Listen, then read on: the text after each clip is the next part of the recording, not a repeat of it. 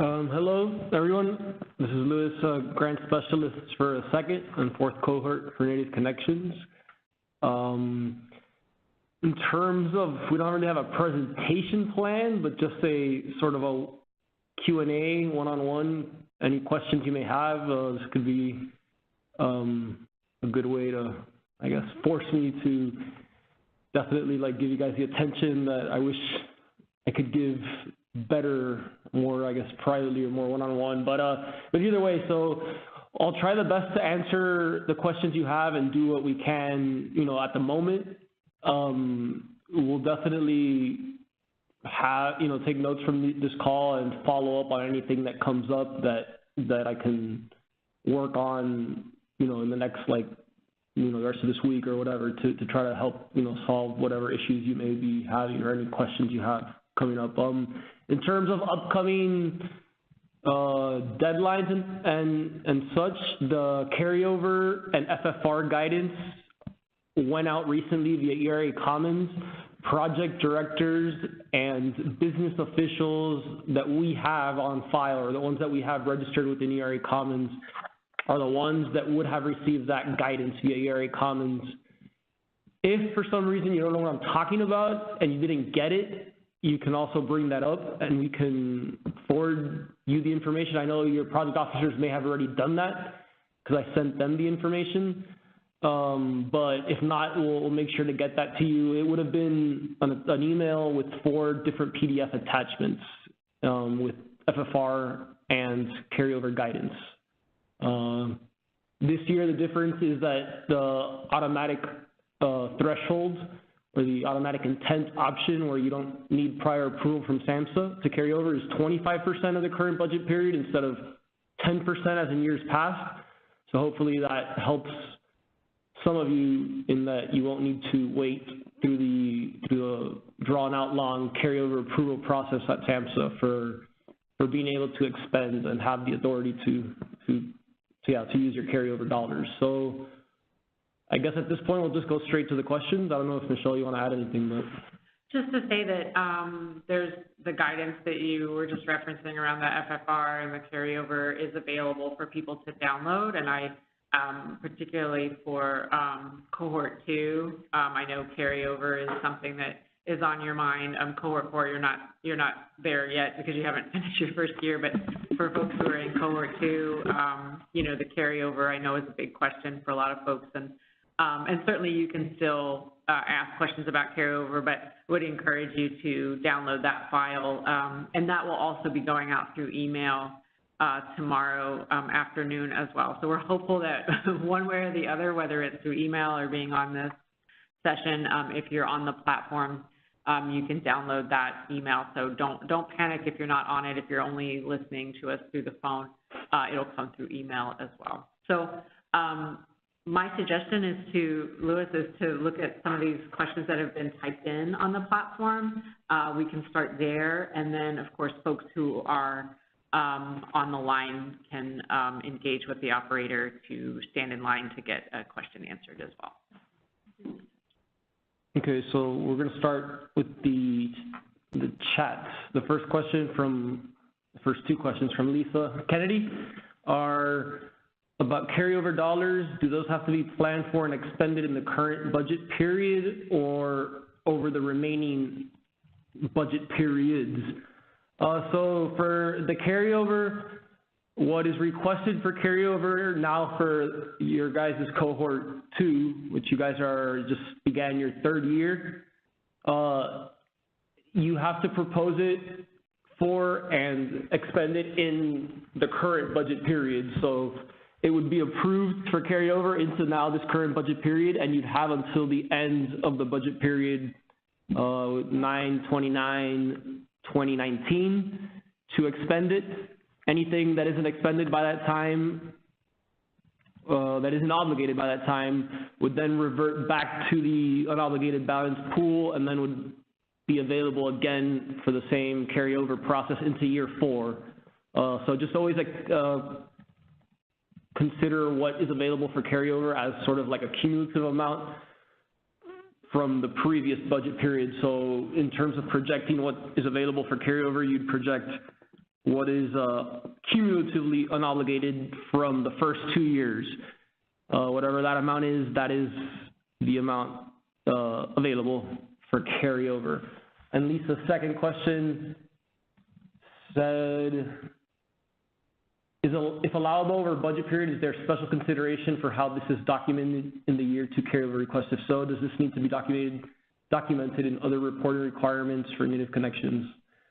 In terms of documenting, are you referring to, I guess in terms of what you submit as a request, you would request, you'd submit a budget for the carryover period. The guidance that was sent via email, via email does request that a sort of a side-by-side budget be submitted, one that includes both the current budget period and what's being proposed for use in the in this current year. So you have the year 3 continuation budget along with the year 3 requested carryover, and that way we kind of can better understand how the carryover would, I guess, mesh with the current year.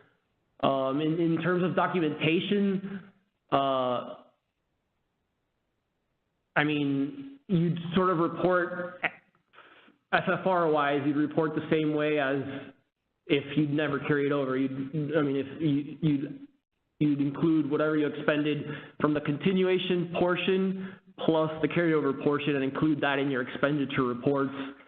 In your progress report, I mean, you'd definitely be programmatically summarizing what you did with the carryover as well as the continuation award amount. I mean, I don't think there's anything additional. I mean, you're doing the same reports and the same requirements still for reporting wise, but I guess you're just additionally reporting some more information. I don't know if that's the exact question you had. I see for Katie Klein, the next question on the chat, can you repeat carryover amount again? So I think you're referring to that automatic threshold versus the amount that you would need to request for approval from SAMHSA. So for cohort 2, the maximum, for this example, the maximum the maximum annual amount that you can have is $200,000. So this example will use that. The option this year for carryover is you can carry over automatically without needing prior approval from SAMHSA up to 25% off of that year 3 continuation amount. So if it's $200,000, you can carry over up to $50,000 automatically without needing approval from SAMHSA. In the guidance that went out through ERA Commons, just ask that you indicate this on the FFR report. It would be in the section 12 of the FFR, the remarks section, where you could sort of type in a little narrative on the amount that you intend to carry over. Anything over 25% of your current year 3 amount, which in the event that it's the 200,000, anything over 50,000 would need to have a post-award amendment request submitted through ERA Commons, classified as a carryover request. And that would then sort of fall into the more longer, elongated approval process that takes place here. In terms of projecting when you may get approval, if you need to request a formal carryover request, I wouldn't project anything before May in terms of getting an approval process. If it's earlier, then it was definitely it's a surprise for me, and it was a successful cycle for SAMHSA. But it hasn't really been anything before May in the past 2 years. So I guess when thinking about what you want to request for carryover, maybe project out later year activities, later activities in the budget period year, May and on, if possible. So I think that kind of covers that. I was a little bit more than just what the exact question was. Katie also has a question. What is the best way to contact Lewis? Email, call, how long should we wait?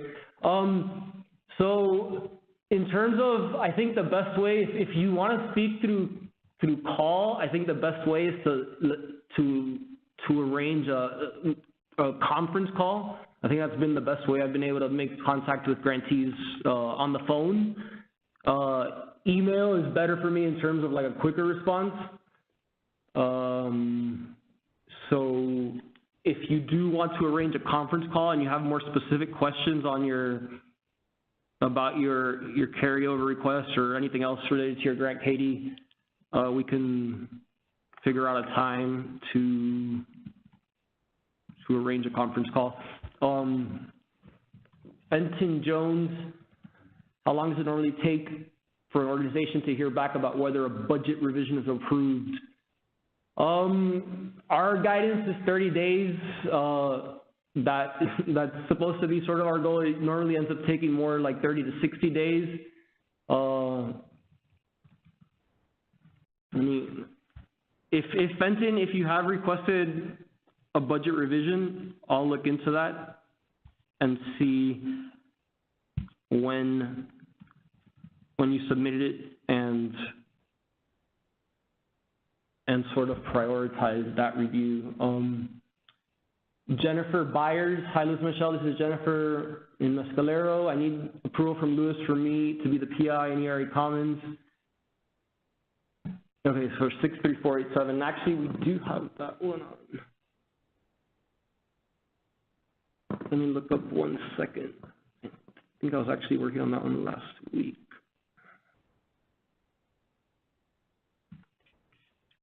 487. Okay, yeah, so I see you submitted it November 13th. Yeah, I'll look into it. I know Michelle did her programmatic checklist on that already, so that's just waiting on my end. So yeah, I'll take a note on that and get back to you. Ryan Martinez, our materials to build handicapped accessible access an allowable cost. So construction costs aren't allowed with SAMHSA grants, but alterations and renovations are. I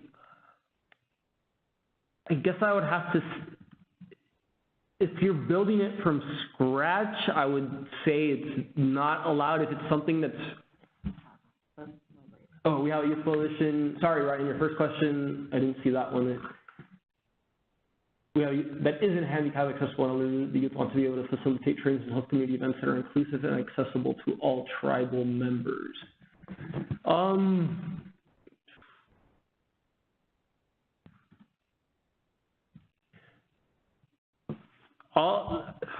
Like my instinct, like my gut right now says that wouldn't be allowable, but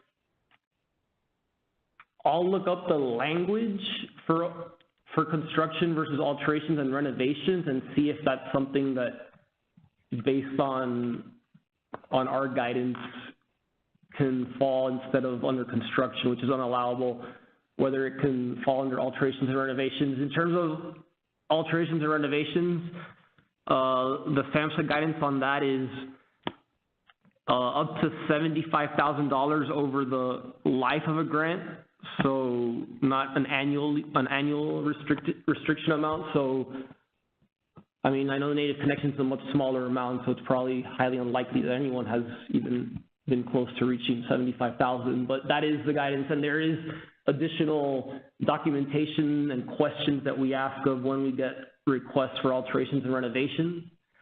So I will look up at the language, Ryan, and get back to you.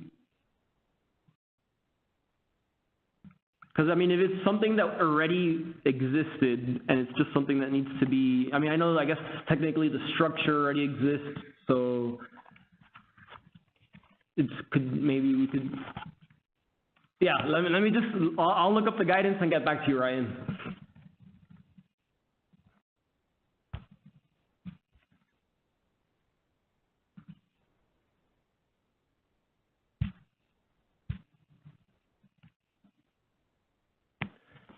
Okay, Joseph.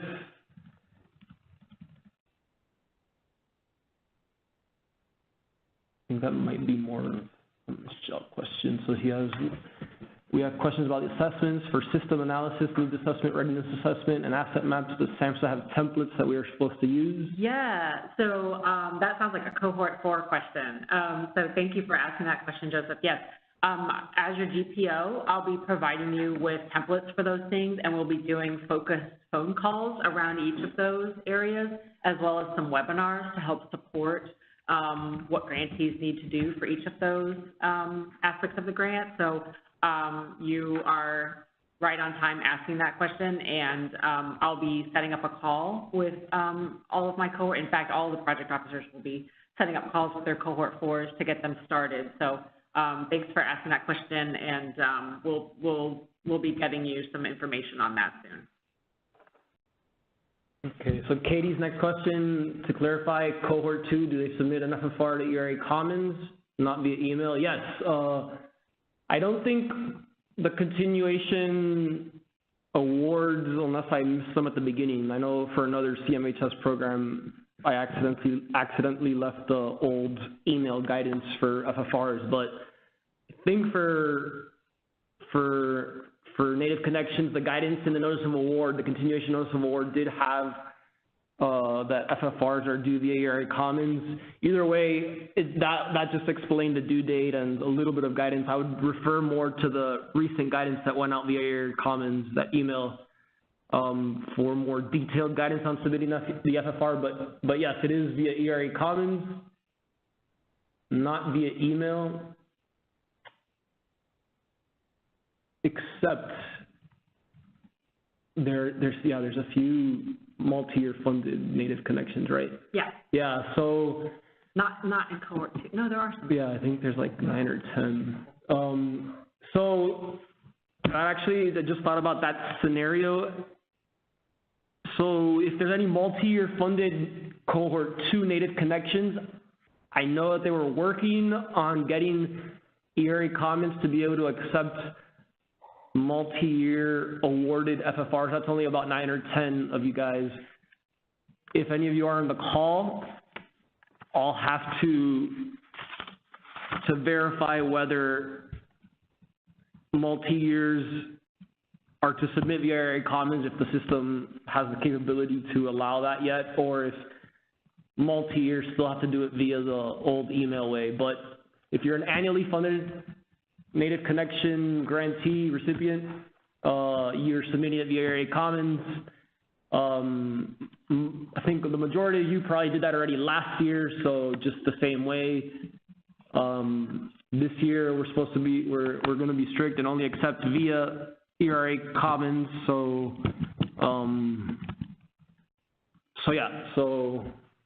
ERA Commons, Katie, if you're an annually funded award. Lisa, is it allowable to request a new position in carryover? Yes, that's allowable. So as long as you programmatically justify the position, as long as the individual being requested in that new position for carryover isn't in the continuation budget. They can be in the continuation budget. You could add level of effort and you could add time to a current position. You could just not go over 100% level of effort for an individual between the continuation year budget and the carryover budget. So just take that into account. But as long as it's programmatically justifiable and it's budgeted correctly and all that stuff, it's fine to request a new position. Jennifer Byers asked, if I don't have approval by the deadline for carryover and FFR, how do I submit these 2 items? With the ERA Commons issue. So Jennifer, you're not approved as a PD yet in ERA Commons? When you just took a note of that. Oh, okay, yeah. No, so we'll get you approval by the time we'll have you as the PD by the time carryovers and FFRs are due. So so don't worry about that.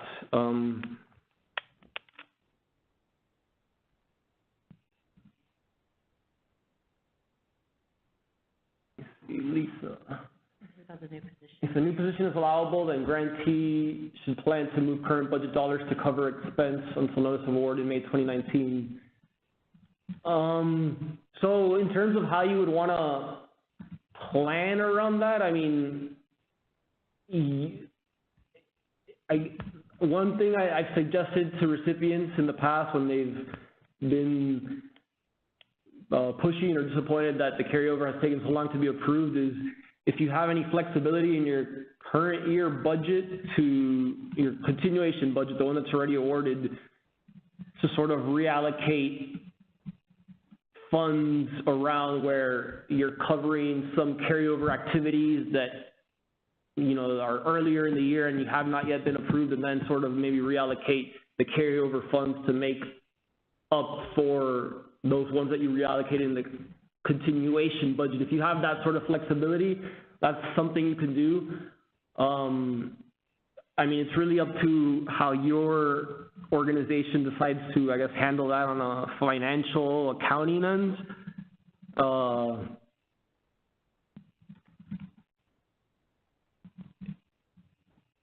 Okay, so your next question then is, if a position is allowable, what else needs to be processed? So whatever's proposed in the carryover budget is what we would be approving with a carryover approval.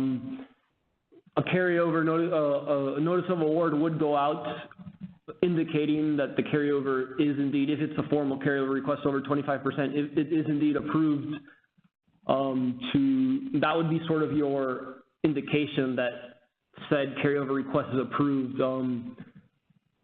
Now, in terms of what you're saying with reallocating funds, I guess, with if you were to do stuff with the current year budget versus the carryover, it would just sort of be the same guidance as before. If a revised budget, if the current year budget, not counting carryover, if you change it by more than 25% via categories or across and between categories, then you would have to submit a revised budget request separately from the carryover request. I mean, I don't know if in that situation, you know, that's something that I guess would be a case by case. But in terms of getting a new position approved via carryover, that would be approved via the notice of award that goes out approving the carryover. I hope that answers the question. So Fenton Jones asked, for graded budgets, since we have both CMHS and CSAP funds within the organization, should we create two different programs numbers to keep track of them, to keep track of which items are charged to each specific fund? I don't think in Native Connection FFRs we ask that you report on expenditures wise between each, you know, where each fund is being expended from. I know in the continuation award, we do ask for the budget to be split 60-40 between CSAP and CMHS. In terms of, I guess, accounting for that, I mean, I guess it's not a bad thing to do to track, but in terms of asking for additional documentation when submitting the FFR, that hasn't been part of what has been, I guess, asked for when reporting on the FFR. So I would say that you wouldn't have to track it to that level, like in terms of what you submit to us, but not a bad thing to do on your end. Joseph Clant has another question.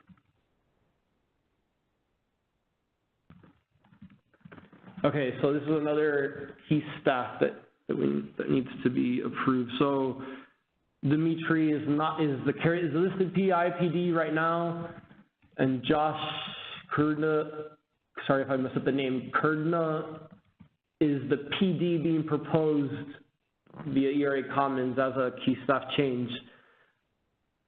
Okay, so I'll take a note of that and get to that. Sorry, the sun is like destroyed. Would it help if I read them? No, that's okay, I got it. So yeah, so I'll get on that, Joseph, and hopefully have something in the next week or two. Bernita Paya, hi, it's Bernita with Havasu Pay, and I was asked by a contractor if they should submit full amount for services, but I asked them to minus the carryover. Is this the correct way since they didn't use the full amount from year before due to changes, or do we need approval from GMO? Okay, let me process the question again.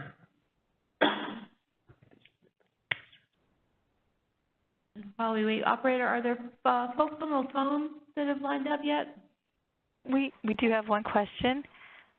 I'm sorry, caller, your name was not recorded. If you asked or if you queued for a question, your line is now open.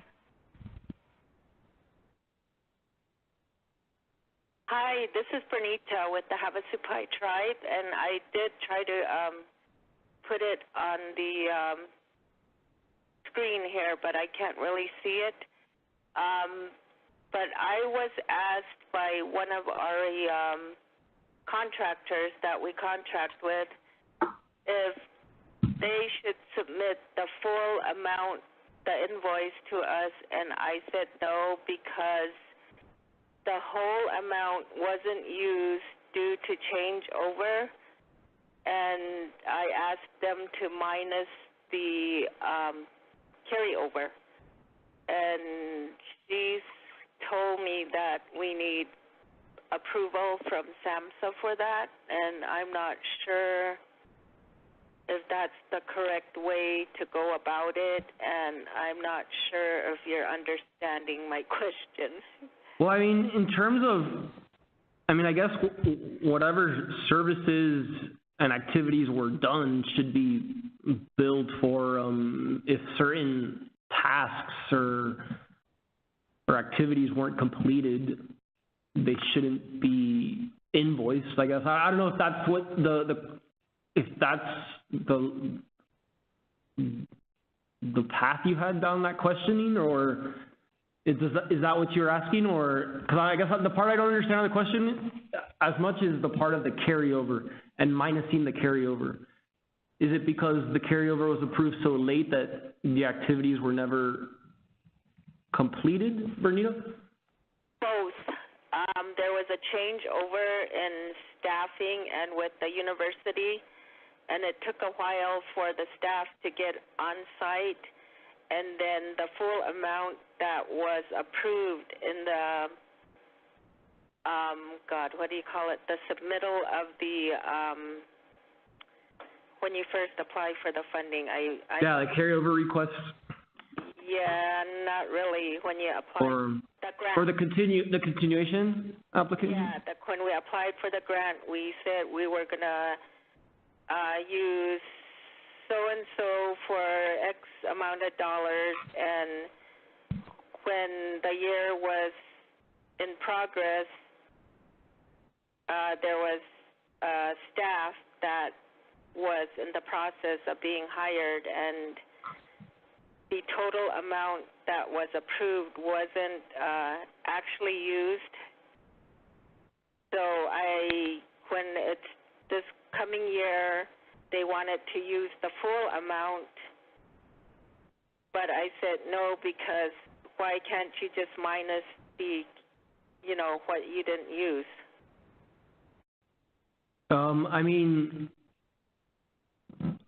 I guess, whatever services they complete, whatever activities, whatever personnel time or supplies or anything that they expend on whatever actual activities, I guess, are completed, that's what they should be, I guess, invoicing or paid for. They should be paid on an actual, I guess, service. What's not the word, on a reimbursement basis, or on a basis that the actual tasks or activities they completed are what's being billed for. If it's something that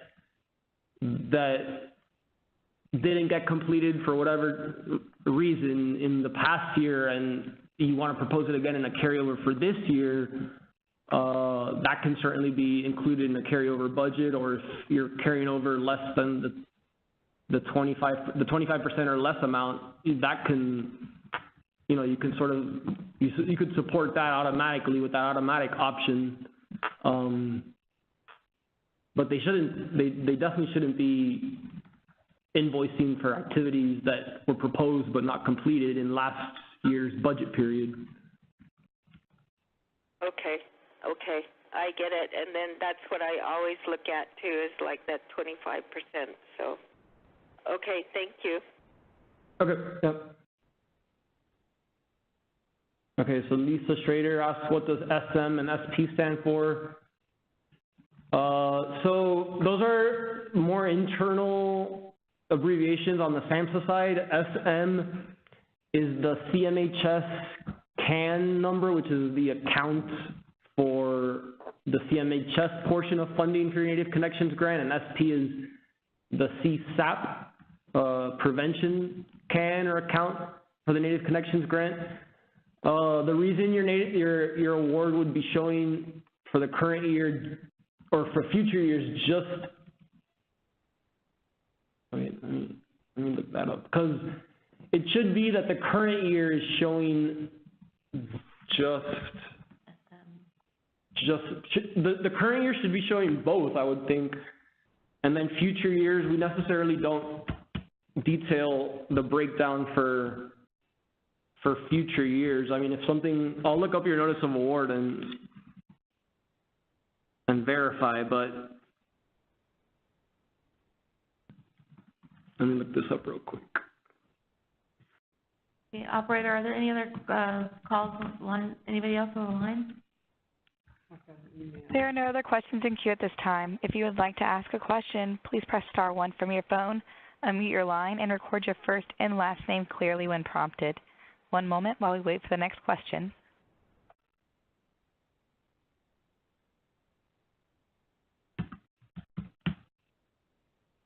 Okay, I'm just looking up Lisa's notice of award just to see if there's anything. Do you want to take an email question in the meantime? Okay. Yeah, okay. So I got this question through email from... We do have a question in queue. Okay, let me finish. I have Lisa's award real quick. Let me just finish that. Sure. So yeah, so Lisa, I see that it's detailed amongst the two cans for this current year, and then for future years it's just in SM. I mean, that's just, we don't detail them in out years. When the future years are awarded, they would be divided amongst cans. I mean, in terms of on your end, how that matters is, I mean, when you draw down, the payment management system kind of proportionately deviates the amount you're drawing down amongst cans. So it's not as much something that you have to, I guess, worry about when you're drawing down. That's the reason why we ask for the 60% to 40% split for continuation budgets. But yeah, I guess that's just sort of a background question or answer. I guess Michelle's question now. Yeah. So this is from Lacta Flambeau.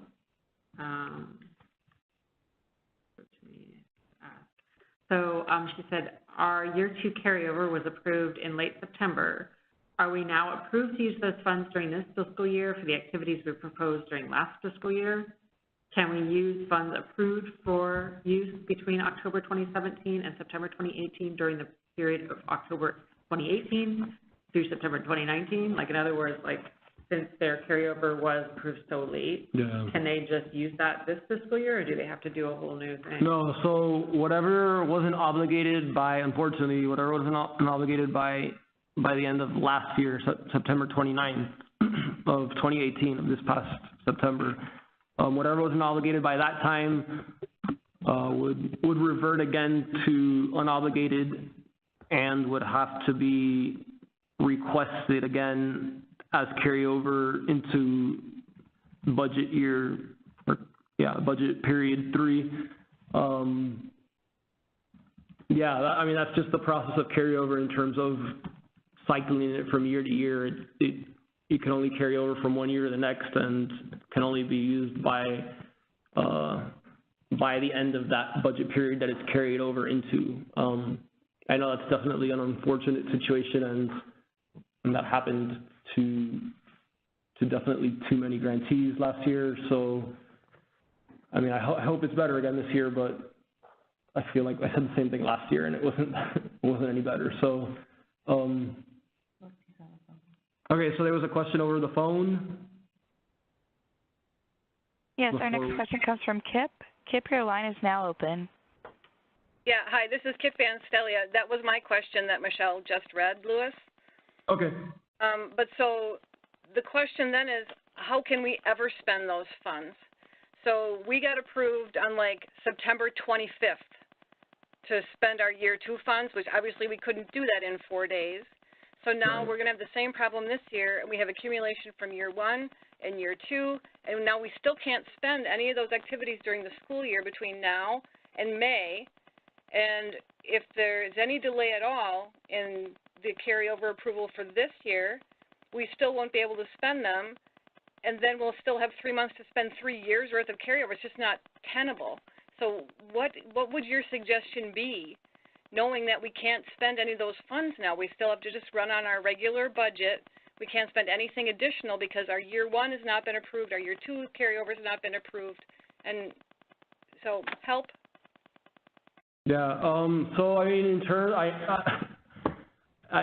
mean, unfortunately, until I guess we get more efficient at processing the carryover and doing the internal things that SAMHSA does, the budget side of SAMHSA does before we're even allowed to move on carryovers. I mean, that part I think we can't really do anything about until SAMHSA gets better about that process and quicker. I mean, in terms of, so I know you guys are early in your 3rd year. Hopefully it would get better by year 5. In terms of, I can't speak for everyone at SAMHSA, but I know for grantees that have been in that situation and have sort of been coming up on their last year, there is always the no-cost extension option where that's supposed to be to complete your grant activities. We don't advertise it as being an additional year of funding, but I know as a grant specialist, especially grantees that have had the situation that you described where carryovers have been so delayed that it's just accumulated and so much has accumulated that there's a whole slew of uncompleted projects, activities, tasks, whatever you want to refer them to as. So, I mean, I personally have been a lot more lenient about no-cost extensions and, understanding the situations that recipients have been in that yeah, I mean, they just need, an additional however many, like 6 months to a year to complete uncompleted activities. But so that's one option. I know it's not ideal in terms of, for the present, current 3rd year with 3 more years to go, but that's a more long-term solution. That's all. I mean, that's the only thing I could think of. I mean, it's just a system-wide problem that has kind of like happened to most programs at SAMHSA, and I mean, I guess, yeah, it's something that I wish was better. I mean, I don't know what else we can do until I guess we operate more efficiently in that internal process here at SAMHSA. Okay, so Louis, I do understand your frustration, and you can certainly hear mine. But so we won't be able to do our youth activities, send them to any trainings, conferences, or anything like that ever then, really, until we get a no-cost extension, in which case they may not even that may not even be approved because it won't be a continued activity, and they won't let you do any new activities during a no-cost. Mm-hmm. I mean, well, in terms of the no-cost, so you can't do any new activities, but I mean, the way I would treat that situation would be that whatever you're proposing has, if it's some, if it's similar to what has already been proposed and approved in past carryovers, that can sort of fall under an uncompleted activity, even though it may completely be a new activity, but has been approved in the past and maybe not ever started and spent on. I would treat it in you know, like that it has been proposed in the past, has been approved to be done in the past, so in that way it makes it an uncompleted, already proposed or previously proposed activity. I understand it, and from a GMS perspective, I get that. From a programmatic perspective, it would mean that we couldn't train any of our youth or engage them until the last months of the project, which would essentially be the 6th year of a 5-year project, and that doesn't really make much sense on a programmatic level. So, all right, I won't take any more of your time with that. Thank you.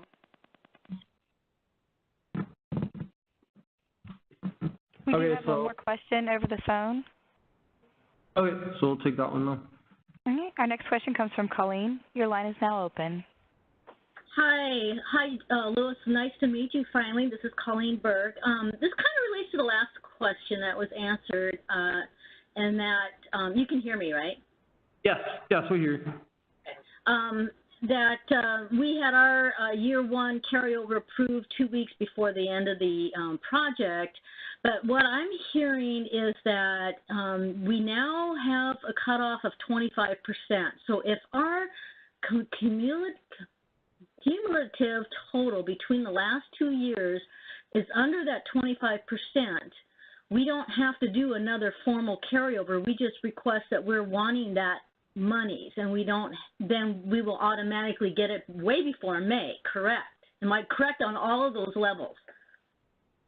Yeah, so if it's under 25% of whatever your current continuation year amount is, then yeah, it would fall under 25%. I mean, and also, even if you have more than 25%, you also do have the option to not request the full amount in carryover if you want to exercise that automatic 25% option. But yes, it would be available immediately. I mean, it's something that we just internally indicate in our systems to allow you to carry over or to request more than just the continuation award amount for the current year. For that automatic option, also, notice of awards aren't issued, so you're not going to get a formal award document indicating that that amount is approved for carryover. It's sort of on our end, it's just considered automatic. I know there has been situations where grantees or recipients need more than just that assurance that it's automatic. And in that case, if you need some sort of email confirming that or asking, for some sort of just written guidance confirming that what we indicated in our FFR that's less than 25% is available for use in carryover, I could definitely respond to that or send confirmation that that is available. And this is cumulative. So our year 1 carryover was fairly significant amount. So we'll be carrying that over as well as additional funds. But you're saying as long as it's 25% or under 25% for cumulative, correct? So whatever amount you want to carry over, if that's 25% of the current year 3 continuation budget amount. So whether it's cumulative or not, just whatever amount you choose to want to carry over into this current year 3. If that amount is 25% or less, then yes, it's automatic and it would be available immediately. Okay, we just need to have a statement on line 12 and the deadline is December 31st. Yes. Okay, thank you. Yeah, and I know, I'm hoping that helps a little bit with some recipients. I mean, I know the example before, the question before, that doesn't seem like it's going to be the case, but hopefully that does help some recipients, and helps them access carryover funds quicker. So if that's your case, Colleen, then I guess that's one success story with the new guidance. Okay, so Nancy Hernandez in the chat asked, can you please provide some clarification what less unobligated balance is? We received our year 3 notice of award and the approved budget is significantly different to the awarded amount. So if there was in the continuation award for your grant, Nancy, that had an amount in the less unobligated balance line, then that indicates that, and it explains it more in the remarks section of the notice of award, but that means that your award was offset by an amount, and what that means is that, so you were still approved to expend the full budgeted amount, but instead of that full budgeted continuation amount coming from new funding, part of it, whatever the amount that was in the less unobligated balance, came from previously unobligated balance. So that would be just unobligated balance from the first two, actually no, since it was continuation year 3 and those were awarded. So that would have come from unobligated balance pool from your year 1 that wasn't carried over and was unobligated, and SAMHSA chose to offset that portion. So yeah, so you're still approved to expend the full continuation award amount, but part of it did not come from new funding. Part of it came from year 1 unobligated funding that was carried over into year 3 to support the full continuation award amount. I hope that fully answers your question. Okay, so Lisa has another question. Does the programmatically justifiable process need to be approved with Michelle before the carryover deadline? I mean, we both review and approve carryover budgets and any activities that are proposed. So sort of, before we end up sending out a carryover notice of award, it has both of our stamps of approval, so that, you could work with your GPO, with Michelle or whoever your GPO is, to sort of brainstorm, I guess, activities you're proposing, but in terms of when it's approved, we sort of both look at it and do our internal processes to get it out. I don't know if you want to add anything, but. Yeah, just some of my grantees have, on our call, have just said, hey, here's some of the things we're thinking about putting into our carryover, and we've had conversation about it. And so if there's anything that you have concerns about, then by all means, you're welcome to bring them up with me. But my tendency, my overall, sort of perspective is that, unless there's something that is completely out of scope of the grant that I have to say no to, my tendency is to support what you're doing. Y'all know what your communities need, and it's very rare that I see something in a carryover request that I can't say no, or that I can't say yes to. So, but I'm happy to talk to grantees about that stuff in advance if you're putting it together. And back to Nancy's question, I do see that you were asking about the year 3 award amount, and you wanted to set up a call. So if you still want to do that, we can definitely set up a conference call to explain that further if needed. So I'll take a note to follow up on that. So Greg Donovan on the chat has, many of the things discussed thus far on this call seem to relate primarily to Cohort 2. What are the upcoming things due of interest to Cohort 4? So I know, whatever is due, I definitely reference your notice of award. If you had any special conditions, programmatically or budgetary special conditions, they probably would have already been due October 31st. Your disparity impact statement, it was due November 30th. If you haven't submitted that via ERA Commons in response to that special term, definitely do so.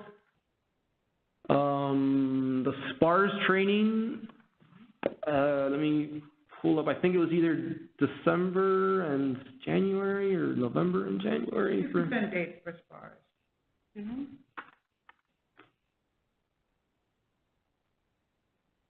The one I pulled up here. So December and January. So if you haven't done so already, you're completing your annual goals and budget training on Sparse is due December 31st, and entering your annual goals and budget data and information is due by January 31st. And we did that on the orientation. So if you're a Cohort 4 grantee, we did your orientation last week. And if you missed that orientation, don't panic. It was recorded. And even if you were on it and you didn't get all the information, because it was a lot, you can replay it. And your project officer is going to be reaching out to you to set up calls with you to start to talk about some of these initial milestones for your grant. And part of that email will include the replay link for that orientation. So that includes things about SPARS, et cetera. So don't panic about that. We're here to help you get up and running with that kind of stuff. Mm-hmm.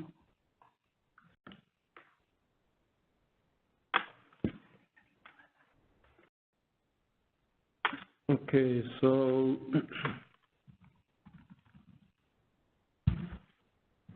Jennifer Byers' question, please clarify the terms federal identification number, federal award number, opportunity number, federal domestic assistance number. So let me pull up a notice of award real quick.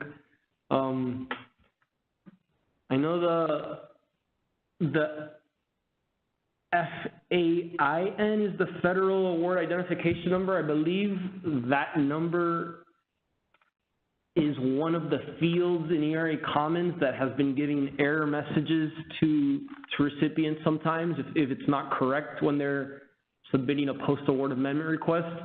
You can find that FAIN, Federal Award Identification Number, at the top of your face page for the Notice of Award. It starts with H79 and then the SM 0 and the 5 digits after that grant number. The federal award number, I mean, in terms of, I don't know if that one is referring to just the grant number, but what we refer, I guess, in terms of if you're sending us an email and we need an identification for the grant number, we ask that you include the SM and 0 plus the 5 digits of your grant numbers so that we can, I guess, identify it quicker. The opportunity number was the FOA number for that was initially, I guess, announced with the award. I think the new one, the Cohort 4 announcement number was SM 18-18,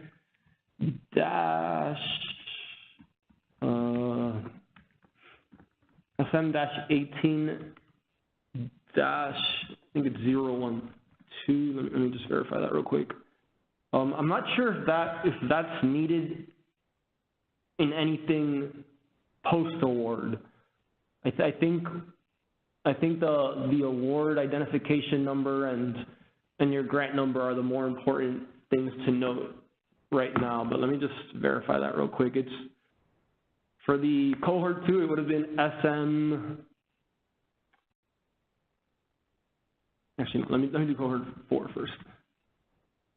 So Cohort 4 would be SM 18-017, the Tribal Behavioral Health Native Connections FOA, and Cohort 2, the FOA number was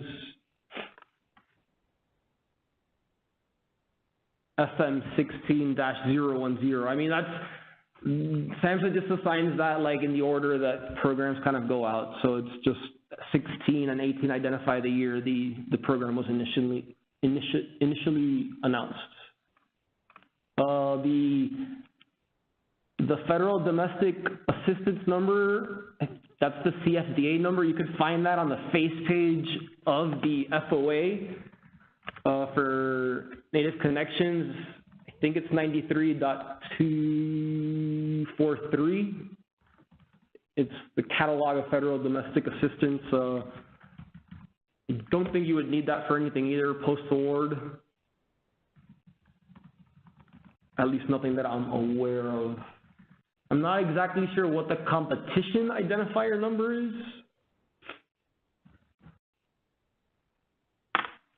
And let me just verify real quick.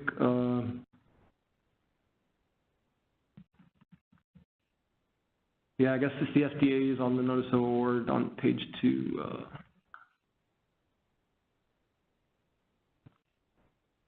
And then, I mean, the CAN number is what kind of we talked about a little bit in a few questions previously in terms of the SM and SP CAN numbers. That's just the pots of funding that support the awards, and those are internal SAMHSA CAN numbers that fund the awards. I guess when you're drawing down in PMS, you would see the distribution among CANs, but I think you're just making a one amount request. You're not requesting two different numbers, and then the system sort of allocates that proportionately after. But yeah, I think that, I mean, I hope that answers. I don't know if you were asking that, Jennifer, with a follow-up question in mind. If you do, just, I guess, type it in the chat and we'll get to it after. So Joseph Plunch, how do we get a Sparse account for the new PD that is to be approved, Josh Kurdna, and for your guys' business official, yourself? Thank you, all was really helpful in terms of. So in order to get a Sparse account set up, you can reach out, Joseph, to your government project officer. They can take it from there and they can request access for you and the business official.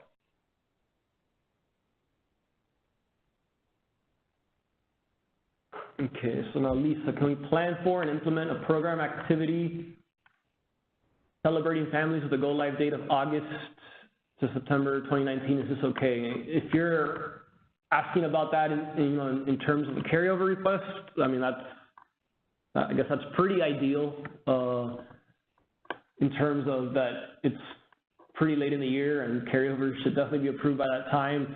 I know it's 16 weeks, so you're saying it's going to carry over into the following year. I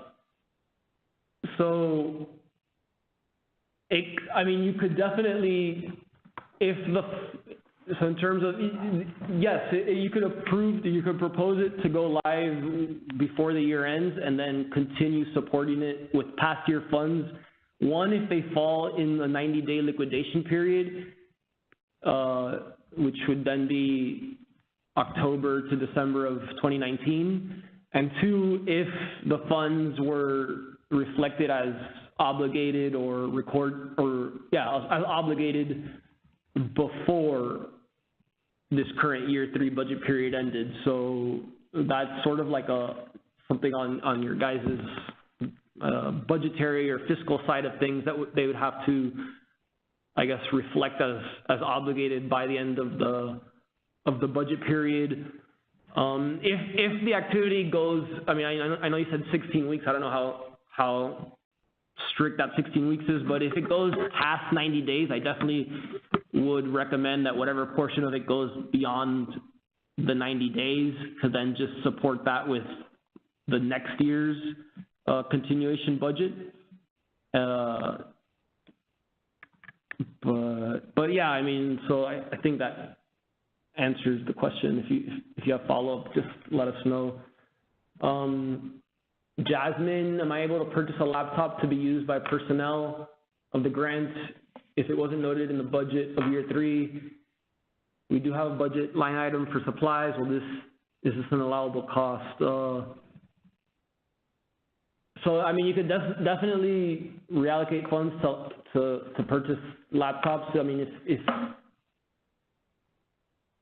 in terms of if you're saying you already have amount in the supplies line, so I wouldn't think that purchasing a laptop would trigger a need for approval of submitting a revised budget. If you're asking that in context of proposing that in carryover, that's also definitely allowable.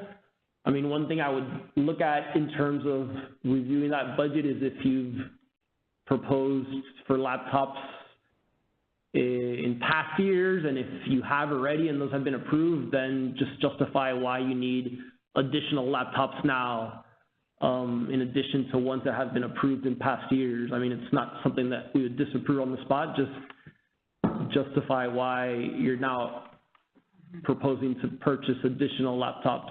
And then let me see your second question. Cohort 2 required to submit a proposed budget revision and key personnel changes in your area commons? Yes.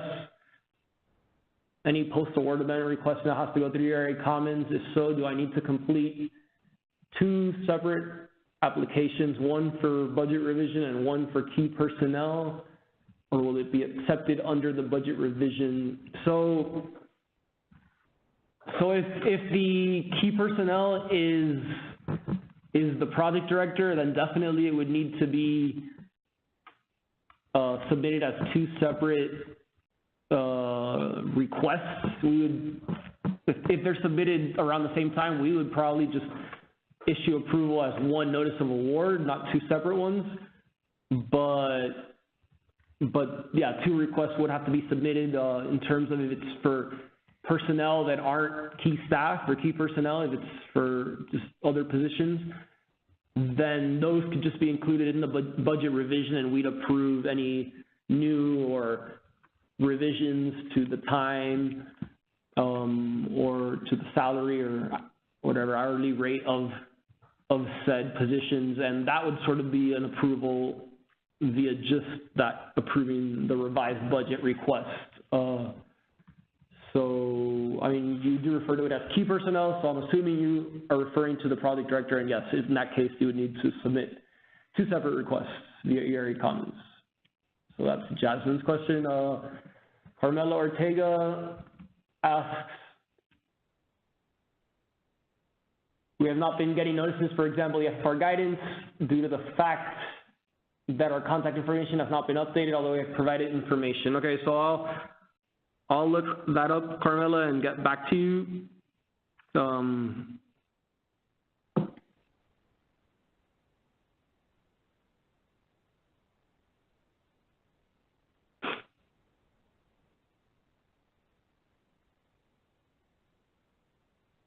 Okay, Paulette Jones' question, our 2018 Notice of Award specified $15,000 less in the indirect cost than in previous year. Are we allowed to reallocate funds to cover indirect costs that would be somewhat consistent to the amount in 2017? Let me look up your grant number just so that I understand. I think what you're asking is that we maybe, the notice of award went out not approving the full amount that was budgeted for indirect costs, and I'm guessing that might be that when we issued the notice of award. Well, we wait, operator, is there anybody on the phone? There are no questions in queue at this time. Okay, so I'm, let's notice of award.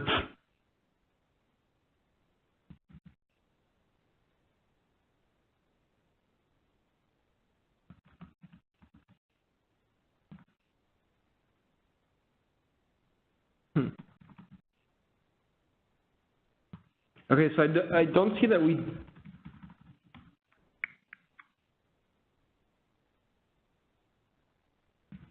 because you guys submitted an attestation letter, so I don't know if you want to provide additional information, Paulette, about your question, because, I mean, you have that flexibility to reallocate funds, as you guys see fit. If it's over 25%, then we would need to, a request for a budget revision approval would need to be submitted via area commons. But yeah, I'm sorry if I don't understand your question completely. Okay, so now have some other questions here. So Deb's question, that is. Are stipends for advisory board members and elders teaching traditional skills and culturally relevant teachings allowable? I'm assuming that's the question. Yeah, so SAMHSA kind of looks down on the word stipends, but I mean, funds supporting time for board members and elders contributing to grant activities are definitely allowable. Yes, so yeah, that is allowable as long as it's, you know, fits under, you know, programmatically allowable activities, and I guess, you know, they're within reasonable amounts. Event costs are T-shirts for presenters and items for raffles allowed. Oh, okay, wait, so sorry. So are T-shirts for presenters and items for raffles allowed? If a group is going to an event, can we charter a bus as opposed to using 8 or more personal vehicles, being reimbursed at the allowable per mile rate? Okay, so I guess first in terms of the transportation question, I would, in that case, I would definitely ask for like a side-by-side comparison of the two proposed ways of funding transportation. If you justify it showing that there is a significant cost savings in doing it the bus chartering method versus 8 personal vehicles, then I would definitely say that's reasonable. But we would definitely have to see a side-by-side comparison in that proposal. In terms of the event costs question, are T-shirts for presenters and items for raffles allowed? I mean, just seeing that question straight up, I would say that kind of falls under promotional costs and that wouldn't be allowable, but if there's some strong programmatic justification for needing those items, you know, essentially needing them for the program to complete the goals and objectives of that specific activity, then I guess we would definitely consider it. But just the way it's proposed in terms of T-shirts and items for raffles, I would say definitely on a case-by-case basis. I hate using that word, but if it has a strong enough programmatic justification for essentially being needed to complete, you know, for definitely contributing programmatically to the program, then we would consider them, and not to say that we would definitely disapprove them. So I don't know if you have anything to add for that kind of cost, Michelle, but. I'm sorry. No, it was for T-shirts and items for raffles for an event. I'm fine. So. Yeah. No, I totally recognize like how important that kind of stuff is to the prevention work that we do, and it often isn't a huge cost. So it's worth doing, and I can't even think of a time I've ever said no. Yeah. Okay. Okay, so now Rachel's question. When will a continuation application be due for year 4? So that's a cohort 2 question. I mean, they'll be due the same date for all SAMHSA programs, so this also applies to cohort 4, but a date hasn't been established yet. Last year, it was end of January. I think it was around January 29th, 30th, 31 time. Guidance for that will also go out the way similar to how the FFR and carryover guidance went out. It will go out via ERA Commons in email form with PDF attachments with additional system guidance on how to submit a continuation application, but anticipate that deadline to probably be late January, if not sometime in February. Jay Abeyta has a question. Can you please go over the process for a vehicle purchase once documents have been received? How will we get notified? time frame for approval. So, I mean, if that was already submitted as a response to a special condition, Jay, then, I mean, I'm looking to get to that soon. That kind of goes into the same guidance as we're supposed to respond within 30 days. It ends up being more like 30 to 60 days. So, I mean, I guess if that was due to a revised budget question on the notice of award due October 31st, anticipate by the end of December, I would hope to have special condition responses all reviewed by that time and approved. For that kind of question, I mean, in terms of anything that was submitted via revised budget notice of award, that's going to go out, the approval will go out as a revised notice of award, since most likely budget category totals have changed in the response to the revised budget that you submitted, and so we would want to issue a revised notice of award with the updated approved budget category totals. Disparity impact statement responses and other programmatic responses won't always necessarily go out as an approval via notice of award, but I think now with the new system, in terms of when we indicate on our end that a special condition is resolved, I think you do get notice via ERA Commons that has been approved. So in those situations, a revised notice of award may not necessarily be issued, but you'd get notification that we indicated it as resolved, and it would essentially mean that we've reviewed and approved your response on our end. So, okay, so Jacelyn Salabai's next question is, for Cohort 2, is there any formal request process that we need to complete to get Year 2 awards? So, You meant Cohort 4. Oh, sorry, for Cohort 4.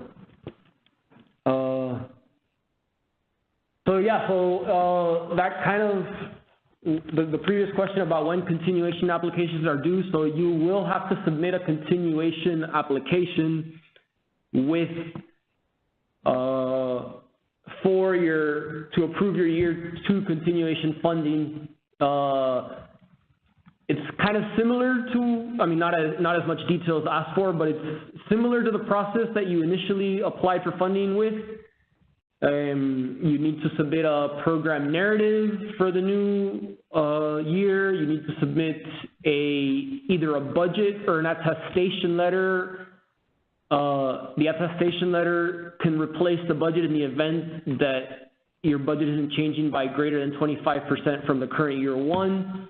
Or for Cohort 2 from the current Year 3, and then the different sort of standardized forms, checklist form, SF424 forms, all of that would be part of the continuation award application. If you want information on that now, the SAMHSA Grants Management website has information on the process from the past year. You could get more of an idea on the documents that are required. That's not really going to change. The only thing that will change is, I guess, the dates, and last year it was also due via ERA Commons. So at least Cohort 2 will be more familiar with that process. Cohort 4 might be more of a learning curve for that, but yeah. So I think that answers that question. Maria Dedskull, just to clarify, the automatic carry forward is 25% of the approved Year 2 amount, not 25% of the cumulative Years 1 to 2 amount.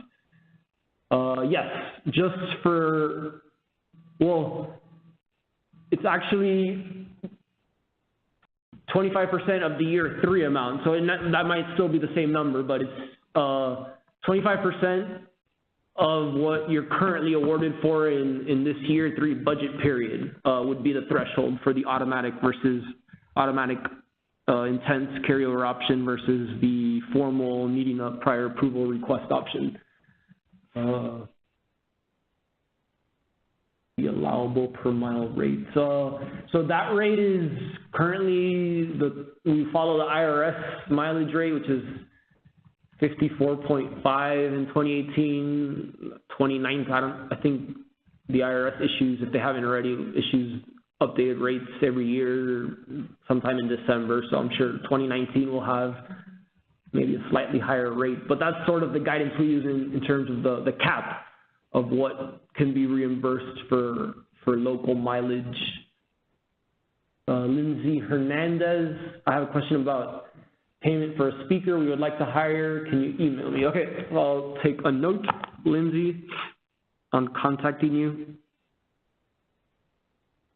about a speaker fee.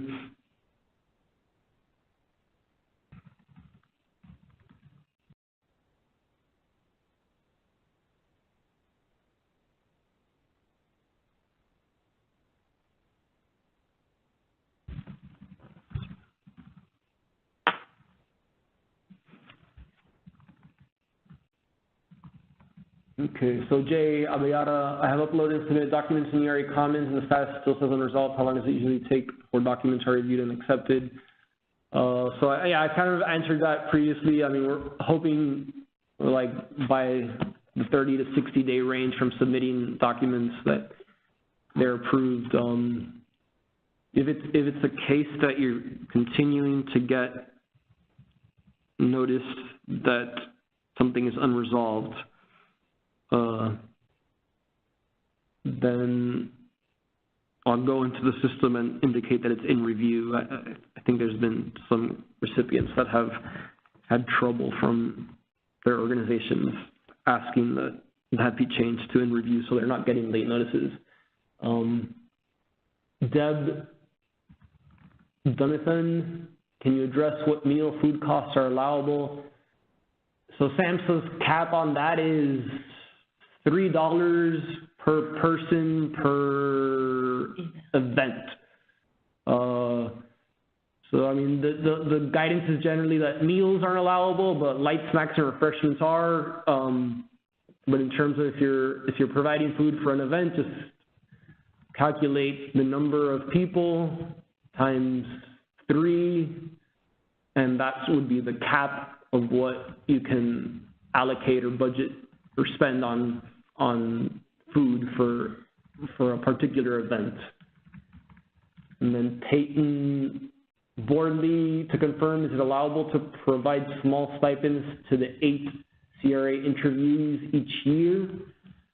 CRA interviewees? What is community readiness? Is that? Okay. Yeah. Yeah, I mean, would that be incentives, or would that be sort of support of providing them? Granted have done that, provided like gas cards or gift cards. Yeah. But would a CRA interviewee be an incentive for data collection, or is that something separate? Well, CRA is, it is a form of data collection. So if there's, rules around that, then they would need to know that. Yeah, I mean, so the SAMHSA guidance on incentives to encourage responses from individuals, from people you're serving for data collection and follow-up is $30 per person. In your case, if you're, I guess, asking whether, like, if you're providing, if what is being supported by the $50 is for support fees for an individual, to a speaker fee to support someone that's participating in an event that you're holding for your program, or providing, participant support costs for someone that's contributing to your program, then I would classify that as not being related to data collection and follow-up. That's just supporting an individual's time and effort for, a task or activity they're undertaking for your grant, and that could be over $30. But in terms of it, if it falls under the data collection and just an incentive to get individuals to respond to whatever evaluation or data collection tasks, I guess, or follow-up things from your different events or your programs, then that would be capped at $30. So I hope that, I guess, you can distinguish between those two and then determine what that falls into. If you need me to be more specific or just give you a more assertive or definitive answer, just email me offline, I guess, and I could give you a more sure answer. So, okay, so then Lisa Kennedy's question, what terminology would you recommend besides stipends? You can use participant support costs.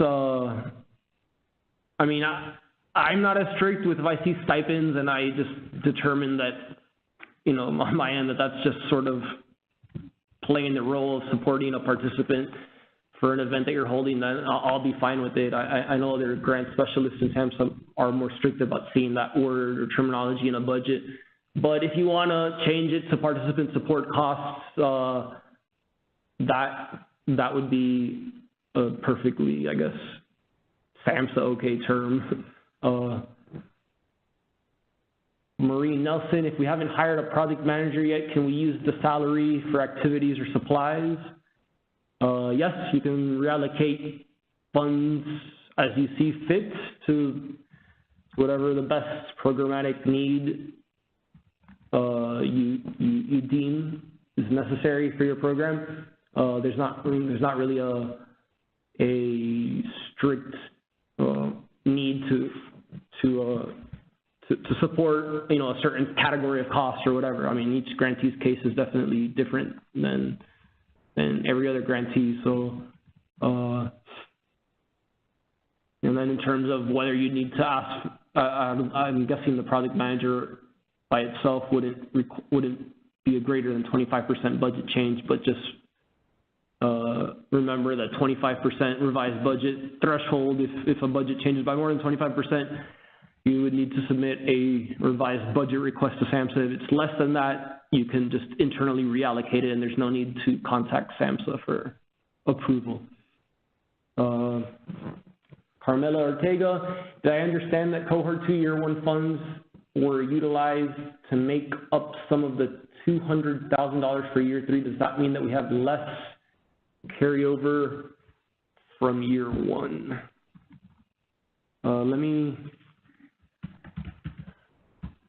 If your continuation budget didn't show that, then your grantee didn't necessarily get offset. Let me just verify yours. I know that was a question from another recipient, so if you didn't see, if your continuation award didn't indicate that, then no. So yeah, I'm looking up Carmela, your grant, and I don't see that you guys were offset, so no, that doesn't apply to your grant.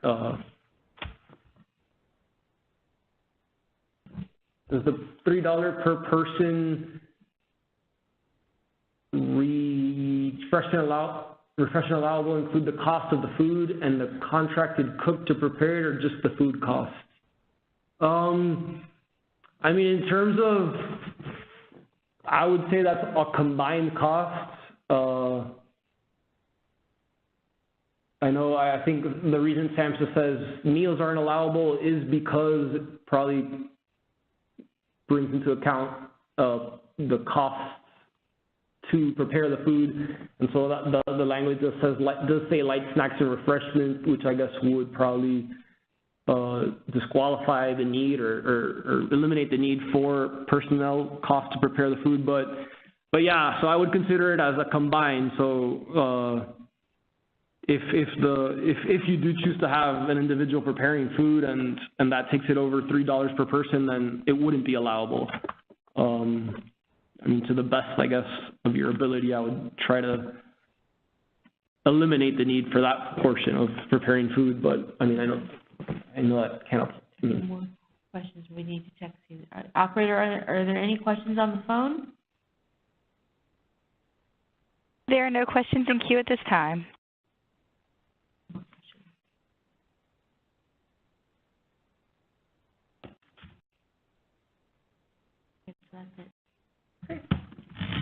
All right.